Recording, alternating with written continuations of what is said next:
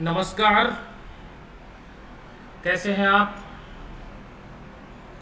पिछली क्लास में हमने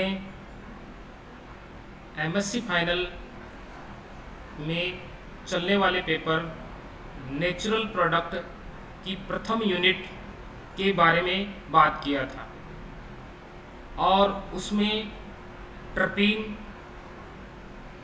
ट्रपिनोइड्स की बात की थी और सिट्रेट ट्रपिन की हमने बात की थी। आज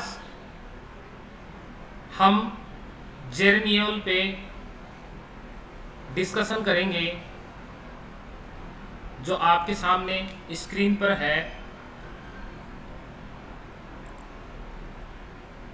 जेरेनियल is a monoterpenoid and an alcohol. It is a colorless oil, although commercially sample can appear yellow. Geraniol क्या है? एक एसाइक्लिक मोनोट्रपिनोइड है जिसमें दो isoprene unit head to tail manner में जुड़ी हुई है। ये इसका हेड और ये इसका टेल, तो हेड टू टेल मैनर में जुड़ी हुई है और यह एक एल्कोहल है और इसका बॉइलिंग पॉइंट 229 से 230 डिग्री सेंटीग्रेड के बीच में है। It has low solubility in water but it is soluble in common organic solvents. तो जो ये स्ट्रक्चर आपके सामने ये जेरेनियल की है। अब बात करें कि जेरेनियल के कहाँ से मिलता है, अकरेंस क्या है और इसके यूजेज क्या है। तो बात करें, it is the primary component of rose oil, palmarosa oil and citronella oil. तो इनका ये प्राइमरी कंपोनेंट होता है रोज ऑयल का और palmarosa oil and citronella oil. It also occur in small quantity in geranium, lemon and many other essential oils. With a rose-like scent, it is commonly used in perfumes. इसमें कैसी Saint खुशबू आती है? गुलाब के फूलों जैसी खुशबू आती है, इसलिए इसका यूज परफ्यूम्स इंडस्ट्री में या परफ्यूम बनाने में किया जाता है। It is used in flavours such as peach, raspberry, grapefruit, red apple, plum, lime, orange, lemon, watermelon, pineapple and blueberry. तो इसके इन जो ये मार्केट में अवेलेबल है उनमें फ्लेवर स्वाद बढ़ाने के लिए भी इसको यूज लिया जाता है जेरेनियल को। Geranial is produced by the scent gland of honey bees. जो मधुमक्खी होती है उसकी सेंट ग्लैंड्स के द्वारा भी ये प्रोड्यूस्ड होता है to mark nectar bearing flowers. जो फ्लावर्स होता है उन पे ये अपना मार्क छोड़ देते हैं इस जेरेनियल के थ्रू। तो इन फ्यूचर जब वो वहाँ पहुँचते हैं तो वहाँ पर आसानी से पहुँच जाते हैं और जो इनके छत्ते होते हैं उनके जो एंट्रेंस होता है वहाँ पर भी अपना मार्क छोड़ देते हैं। इसकी कुछ इम्पोर्टेंट जो इसके यूजेज हैं वो मैं आपके साथ डिस्कस करना चाहूँगा। एंथेल्मिनेटिक एक्टिविटीज़, एंथेल्मिनेटिक एक्टिविटीज़ में इसका यूज होता है। जो पेट में जो कीड़े वगैरह होते हैं, पैरासाइट्स होते हैं, उनको जो मारने वाली जो दवाएं होती हैं मार्केट में, उनमें इसका यूज़ होता है। दूसरा है इंसेक्टिसाइड एंड रिपेलेंट इफेक्ट्स। ये किस में काम लेता है? Insect repellent.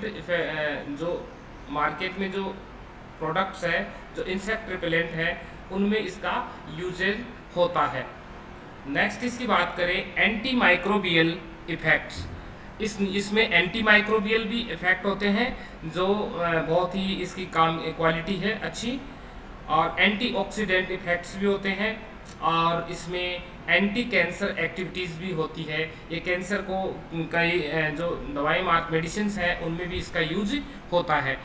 और एंटी इन्फ्लेमेटरी एक्टिविटीज, जो जलन वगैरह होती है हार्ट के अंदर या उनके जैसे जलन, तो उसमें भी ये काम लिया जाता है।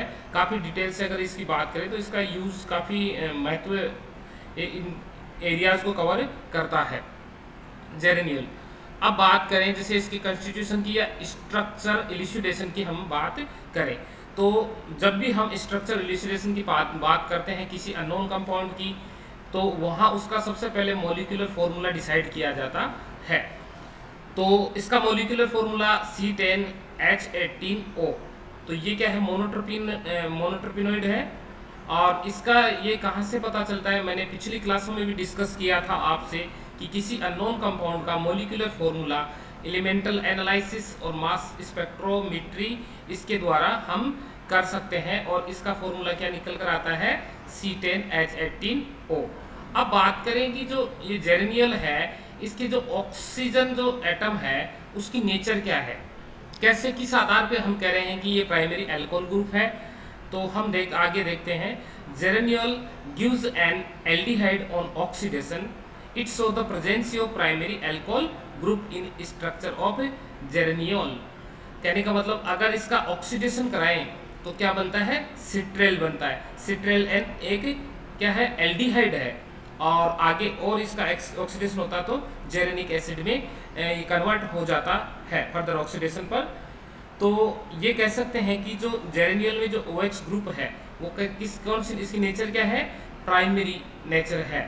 और इसको आगे और भी कर सकते हैं कि FeCl3 के साथ जब हम रिएक्शन करवाते हैं तो ये क्या देता है, रेड कलर देता है। तो it is the reaction of alcohol group also.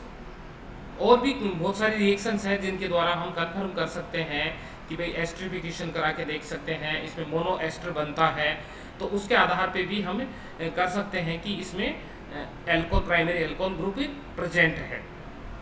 अब बात करें आगे, इसमें 2 डबल बॉन्ड प्रेजेंट है, 2 डबल बॉन्ड प्रेजेंट है, एक तो यहाँ एक यहाँ। तो इसको किस से कंफर्म करेंगे, या तो इसका क्या करा दें अपन, हाइड्रोजनेशन करा दें। तो हाइड्रोजनेशन कराएंगे तो 2 मोल हाइड्रोजन का इस पे क्या होगा, एडिशन होगा, तो उससे भी हम कंफर्म कर सकते हैं। और एक ये कर सकते हैं हम, जो ब्रोमीन है, जो 2 ब्रोमीन के जो 2 moles of bromine added on the geranial, तो it show the presence of 2 double bond in the structure. तो ये हमने बात की। आगे बात करें इसके जियोमेट्रिकल आइसोमरिज्म की बात करें कि इसमें ये जियोमेट्रिकल आइसोमरिज्म भी शो करता है। तो जियोमेट्रिकल आइसोमरिज्म की इसमें बात करें तो जो जेरेनियल है इसकी 2 फॉर्म होती है, एक तो सिस फॉर्म होती है। सिस में जैसे देखो आपके सामने स्ट्रक्चर है, तो जो मैथिल है और जो प्राइमरी अल्कोहल ग्रुप है ये दोनों क्या है, एक ही तरफ है, तो इसे बोल देंगे हम सिस बोल देंगे। क्या बोलेंगे, सिस। तो इसकी प्रायोरिटी 1 है, यहाँ इधर हाइड्रोजन है, इसकी प्रायोरिटी, तो ये जो दोनों ग्रुप क्या है, सिस पोजीशन पे है इसलिए। और ये एक दूसरे की क्या है, ट्रांस पोजीशन पे है, तो ये इसको क्या बोल देंगे, ट्रांसफॉर्म बोल देंगे। जो इसकी ट्रांसफॉर्म है उसको निरोल बोलते हैं, और इसकी जो सिस फॉर्म है उसको जेरेनियल बोलते हैं। अब आगे जैसे इसको और भी कंफर्म कर आगे देखें तो by cyclization in presence of dilute H2SO4 both give alpha terpineol. क्या देते हैं, अल्फा टर्पिनियोल देते हैं।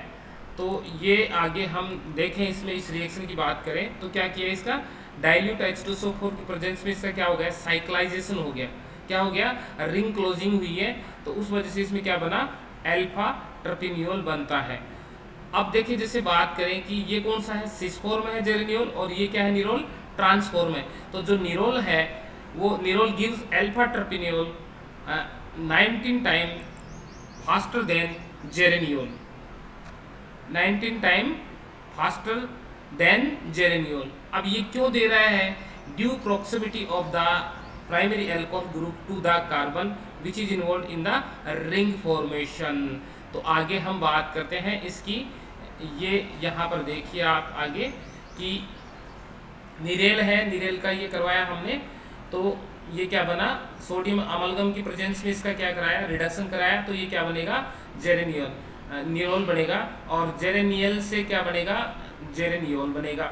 अब देखो यहाँ पर ये बात कर रहे हैं कि ये जैसे ये फास्टर है, तो फास्टर क्यों है कि ये कार्बन इसके ज़्यादा प्रॉक्सिमिटी में है, समीप है, नज़दीक है, नियर है, तो ये इसलिए 9 टाइम फास्टर होता है और ये आगे इसमें देता है। तो इन प्रेजेंस ऑफ एसिड कैटेलाइज्ड ये इसमें क्या हो जाता है, रिंग क्लोजिंग होता है। यहाँ से OH2 प्लस H प्लस जुड़ेगा, यहाँ पर क्या होगा, OH2 प्लस हो जाएगा और यहाँ से ये वाटर जब निकलेगा तो ये कार्बोकेटाइन बनेगा। अब जो कार्बोकेटाइन है वो क्या करेगा, टर्सरी में बदल जाएगा और यहाँ से रिंग क्लोजिंग हो जाती है। तो इसका रीजन है कि ये फास्टर क्यों हो रहा है, क्योंकि ये जो प्राइमरी एल्कोहल ग्रुप है वो इसके यहाँ पर ज़्यादा नज़दीक है। इस वजह से जो निरोल है 9 टाइम फास्टर साइक्लाइजेशन रिएक्शन देता है देन जेरेनियोल। अब जैसे इसकी बात करें, स्पेक्ट्रल स्टडी की बात करें कि भाई इसका जो स्ट्रक्चर जो है उसको कन्फर्म करते हैं कि स्पेक्ट्रल स्टडीज के द्वारा। तो स्पेक्ट्रल स्टडीज में बात करूं मैं, जैसे जेरेनियोल की बात करें तो इसका जो IR स्पेक्ट्रा है वो क्या शो कर रहा है, 3400 पे एक पीक आती है इसकी, जो वो किसको शो कर रहा है, OH ग्रुप की प्रेजेंस को शो कर रहा है। और 1695 पे पीक आती है और ये 1090 और 1830 ये इसके इसके लिए आती है, इसमें पीक्स आती है डबल बॉन्ड के लिए, ये पीक्स है। ऐसे ही क्या कर सकते हैं, जो NMR स्पेक्ट्रा है उसके द्वारा भी हम देख सकते हैं कि इसमें ये पीक्स आ रही है, उसके डाटा यहाँ अवेलेबल है। ऐसे ही कार्बन 13 NMR इसका जो कार्बन स्केलेटन है उसको कंफर्म कर रहा है। तो इसकी जो द्वारा by the help of IR NMR carbon 13 NMR इसकी स्ट्रक्चर वो क्या करती है, कंफर्म कर सकते हैं और कंफर्म है। ये डाटा आपके सामने अवेलेबल है, इसके द्वारा हम इसको डिसाइड कर सकते हैं इसकी स्ट्रक्चर की। अब जैसे आगे बात करें, जो जेरेनियल है उसमें जो मास स्पेक्ट्रा है इसका, इसमें जो बेस पीक आती है M/E वो आती है 69 पे। ये देखो बड़ी पीक दिख रही है ना यहाँ पे, ये देखो 69 पे। तो इसका फ्रेगमेंटेशन की बात करें तो ये वाला फ्रेगमेंट है, तो उसकी वजह से इसमें पीक आ रही है। और ये वाला फ्रेगमेंट कहाँ से टूटता है, यहाँ से ब्रेक डाउन होगा और यहाँ से ब्रेक डाउन होगा। तो 2 मेथिल हो गए और यहाँ पे क्या आ गया, CH2 प्लस। तो इसकी जो M/E जो वैल्यू है वो 69 पे आती है। तो ये 69 पे ये पीक आपको यहाँ पर दिखाई दे रही है। तो जो मास स्पेक्ट्रा है वो भी इसकी स्ट्रक्चर को क्या कर रहा है, कंफर्म कर रहा है। तो ये आपके सामने इसमें प्रेजेंट है मास spectral study.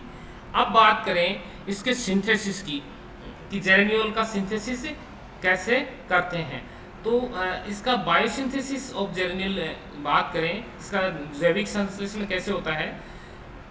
जेरेनियोल is known to be derived from geranyl diphosphate GPP by related synthesis based on a common ionization dependent reaction mechanism.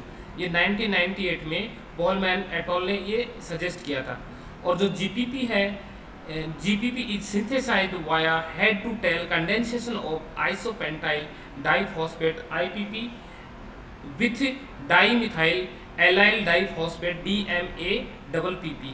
इसके द्वारा ये होता है। तो हम बात करते हैं पहले इसकी स्ट्रक्चर की, कि ये वाला है GPP बाय द GPP, इसमें जो फास्फेट ये यहाँ से निकल जाता है, इनऑर्गेनिक फॉस्फेट, तो यहाँ से क्या बनता है, जेरेनियोल बनता है। और ये कौन सी जैसे जैविक संश्लेषण है, ये जेरेनिल एसीटेट से भी हो सकता है। तो जेरेनिल एसीटेट एस्ट्रेज जो एंजाइम है इसकी प्रेजेंस में भी इसका आसानी से सिंथेसिस बायोसिंथेसिस होता है, तो ये जेरेनियोल बन जाता है। और GPP की जो मैंने बात की वो उस रिएक्शन आपके सामने है। अब जेरेनियोल से आगे सिट्रेल, सिट्रेल से सिट्रेल B, ये आगे कन्वर्जन चलता रहता है। तो ये बात की इसकी बायोसिंथेसिस की, जो यहाँ पर आपके सामने साइटेशन भी है अलग अलग पेपर्स की, और इसके द्वारा हम देख सकते हैं। अब बात करें जैसे ये कि the ratios of geraniol and geranyl acetate of lemon grass fluctuate during leaf development. तो ये इसकी जो लीव्स वगैरह में जो लेमन ग्रास ऑयल है, लेमन ग्रास जो प्लांट है उसमें अलग अलग इसका वो है कि अलग अलग टाइम पे इसमें GPP वगैरह ये अलग अलग होता है। तो ये बात की आप कॉमनली सीधा लिख सकते हैं कि जेरेनियल एसीटेट एस्ट्रेज एंजाइम की प्रेजेंस में जेरेनियल में बदल जाता है। और एक ये बायोसिंथेसिस का प्रोसेस है। आगे जैसे हम सीधा भी कर सकते हैं कि जो सिट्रेल है, सिट्रेल का क्या करा दें, इसका रिडक्शन करा सकते हैं सोडियम अमलगम की प्रेजेंस में। तो सिट्रेल से क्या बनता है, जेरेनियोल बनता है। और सिट्रेल के दो आइसोमर्स है, जेरेनियल और नीरेल। तो नीरेल से नीरोल बनेगा और जेरेनियल से ये बनेगा जेरेनियोल, ये बनेगा सामने इसमें आप देख सकते हैं। तो ये बात हमने की। और इसका थोड़ा सा जो हमने बात की थी प्रॉक्सिमिटी वाली, उसमें ये यहाँ पे अब क्लियर हो ही गया था। तो ये आज हमने बात की है जेरेनियोल की। तो आप मैं समझता हूँ जहाँ तक अच्छे से आपको समझ में आया होगा। Thank you.